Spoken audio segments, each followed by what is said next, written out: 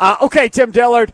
Jacob Misiorowski, you've seen him 3 times. 2 was really good. Now we've seen him a 3rd time. I don't know, man. Like, I said after the first start, and he pitched really well, I was like, he can pitch better. Like, that wasn't his best. After the second start, I was like, okay, that's a lot closer to probably what he looks like when he's really going. And then yesterday, you saw him with, I don't know if I want to say it's pressure, but definitely in a situation where it's showtime, kind of, where all eyes are kind of on you to the point where he stopped going on social media because everything was about him and Skenes. How did you think he did in that situation going up against Skenes? Yeah, I think he did fine. I think in all of his starts, I would say 90% of starting pitchers in the big leagues would take one or all of his starts. They're all have been fantastic. The guy's given up 3 hits, and he has 3 wins. So I don't know what else you can say. And in the big moment, guys like that have been dealing with some of the spotlight for this long, because you can't have stuff like that and not have some sort of a spotlight. But I think he's handled it very well. I think he's handled it perfectly. And I think it's really cool to see the team knowing that, hey, all we got to do is score a run or 2, and this guy is going to lead us to victory because they know how good he is. This wasn't in play when you were playing, but they put this in play a couple of years ago, 2-3 years ago, where now if a player makes the top 3 in Rookie of the Year, they essentially can give back a year of service time and get to free agency a year earlier at that point. Now, from that standpoint, if you're the Milwaukee Brewers, does that come into mind here as you're looking about how you're going to kind of go through the rest of the season here? Because, as we all know, they are a small market. If he gets to free agency, odds are if he's pitching this well, they'll never be able to re-sign him. So is it Brandon Woodruff comes back, we send him back down to AAA and kind of take him out of this race for a few starts or whatever, and then when we bring him back up, we'll say we're conserving innings, and we'll pitch him out of the bullpen and kind of take him right out of things from being in that race. Because right now, as we sit after 3 starts, I mean, he's number 1 based on everything you look around. Everybody's like, he's going to win NL Rookie of the Year unless something crazy happens.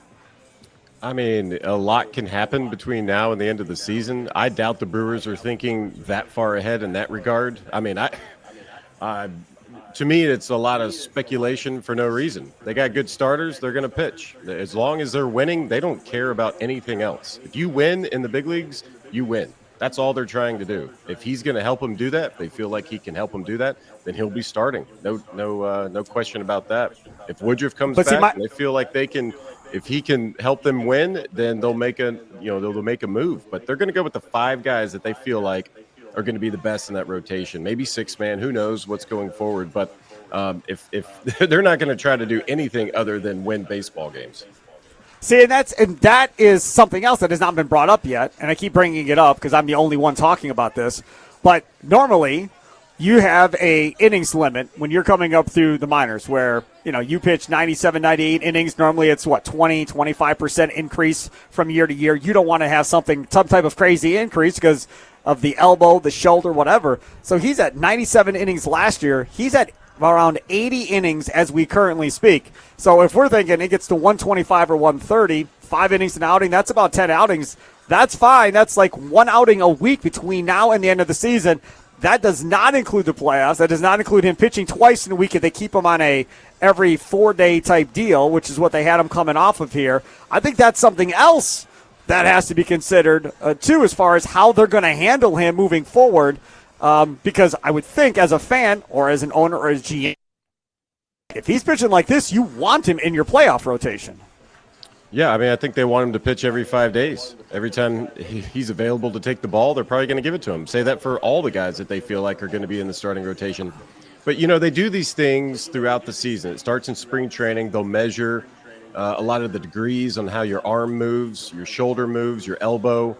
They'll test your strength and things like that to get a baseline of where you are to start the season. And then about every month, they'll go through and do all the measurements again to see if there's any wear and tear, to see if you're having issues in any certain facet of that.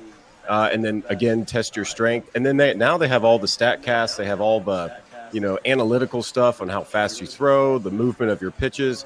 So it's not so much as hey, you good to go? It's like they can monitor all of this stuff without even having to, do anything. other than monitor his health. If they want him to go 150 innings, then so be it, if he wants to do that. And the numbers point towards, hey, there's no sign of fatigue here in any way. I mean, I think they're going to be safe. They're going to be smart, but I don't know if this is the time to worry about it. I mean, I feel like for the foreseeable future, he's the guy that's going to get the ball every 5 days and put the team in a position to win.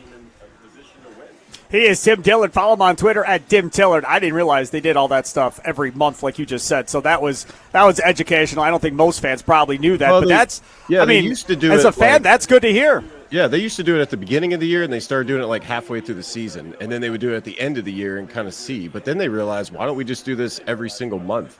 It's not too intrusive. It used to be. It used to be like, they're trying to bend your arm backwards and stuff, and you're like, man, I don't want to do this. I'm in the middle of a season. But right. The way they do it's very safe, and they keep a log and all that because they can go back and look at other years and things like that and just see the progression. But yeah, I mean, they're monitoring all sorts of stuff, which is really cool. Okay, now here comes a tricky one, and I don't know which way you're going to answer this, but I'm curious because you're a former player, so you've been through this. You're not a fan. Last year, Paul Skenes gets to the All-Star game, starts the All-Star game, 11 starts. That's all it was, 11 starts. It looks like if they continue on the way they're going, Misiorowski will get 2 more starts, probably the Mets and probably the Dodgers based on how this plays out between now and the All-Star break. That would give him 5. Is 5 starts enough to make a case to put him into the All-Star game if you're Major League Baseball? I mean, I think it would be cool, but if that's the case, then you're probably robbing a guy that has probably had, 16 to 20 starts of that's good in the big leagues and helping their club. It might be unfair to a lot of those guys that maybe deserve to get in there. I don't even know if 5 is enough. I don't even know the qualifications. I feel like there is some sort of qualification that you got to have. You can't just, say, hey, this guy's good, throw him in the All-Star game. I don't know. I'm glad I don't have to make those decisions, but I look at it as there's somebody that's been doing it all season long and putting together a really good season. You got to reward that. He is Tim Dillard again, FanDuel Sports Network analyst. Make sure to follow him on Twitter at Dim Tillard.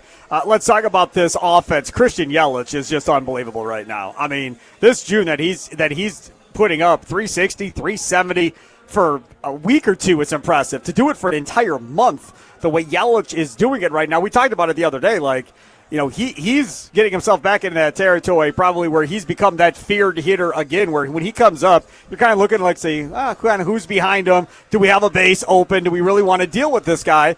And it's, I don't want to slam Christian Yelich, but it's been a minute since, it's been that type of way when you look at Christian Yelich in a lineup.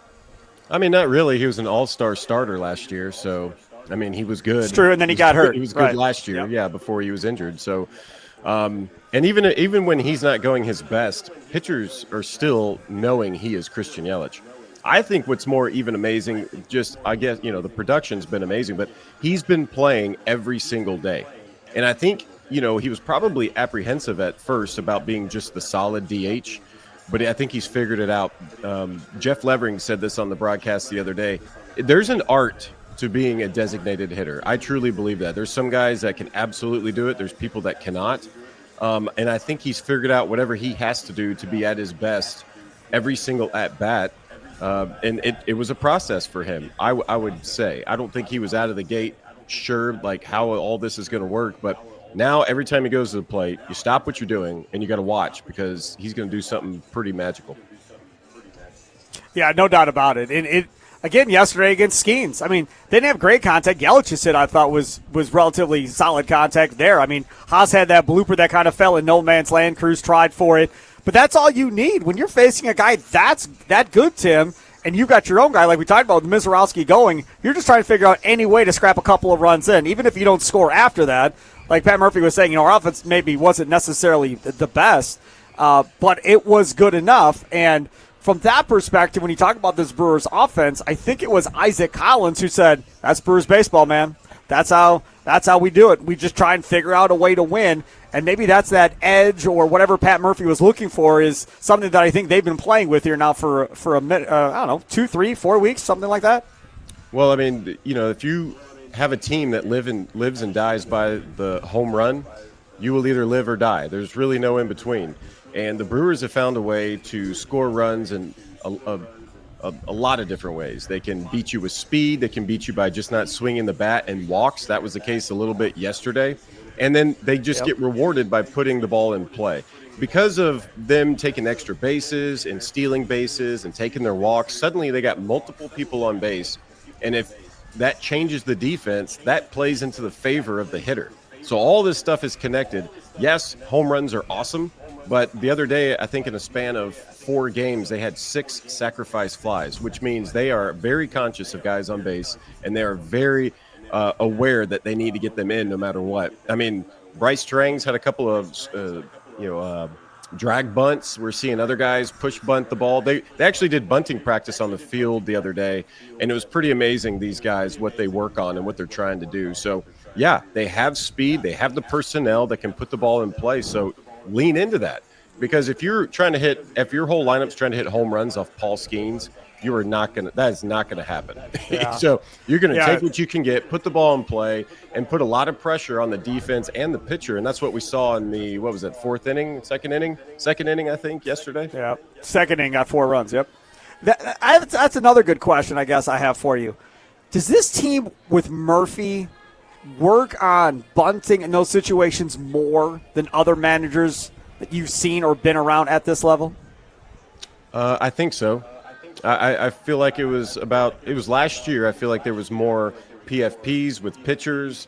There was more bunting practice. There was base running practice. I mean, they're doing all this stuff in such a way that they make sure it's fresh. And, I mean, when I was coming up, we barely did any of that. Maybe once a month. And I would even say when Craig Counsell was managing, maybe once a month you would see guys out there. I remember Josh Hader one time, I talked to him after doing PFP. He's like, man, I'm winded. He's like, I haven't done PFP since spring training.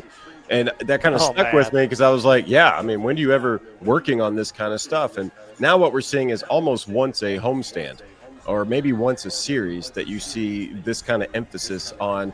It's not small ball. Small ball is the wrong word. It's fundamentally sound, because the situation may arise where whoever it is can think a little differently. Hey, we need a base hit right here. Maybe we need a walk. And then all of a sudden you have a lefty falling off towards the third base dugout. Well, if you can, drag a bunt to the right side, that's an easy play. And we've seen it work for the Brewers all season long, really. He is Tim Dillard. He is the best. He joins us Thursdays at 3:20 here on Wisconsin Sports Daily, served up by Wendy's here on The Fan. Thank you so much. Enjoy watching you on TV. Follow him on Twitter at Dim Dillard. And next Thursday, buddy, hopefully we'll be talking about the first place Brewers. That'd be awesome. Yeah, I'm monitoring the Cubs-Cardinals right now. I'm not sure. What's the score? You distracted me a little bit. Top 8, 2-0 Cubs. So we'll see what happens. That's all right. Sounds good. Your stalker said hi. You have a stalker, Tim Dillard? Two of them. Which one is it? The tattoos. She said the tattoos. I have no idea. Dude, my kids Equally Appreciation hat last year or something like that. I don't know. They know you very well. So I just passing the luck out here at Summerfest. Tim Dillard, thank you so much. That's awesome. Thanks for having me. There he goes.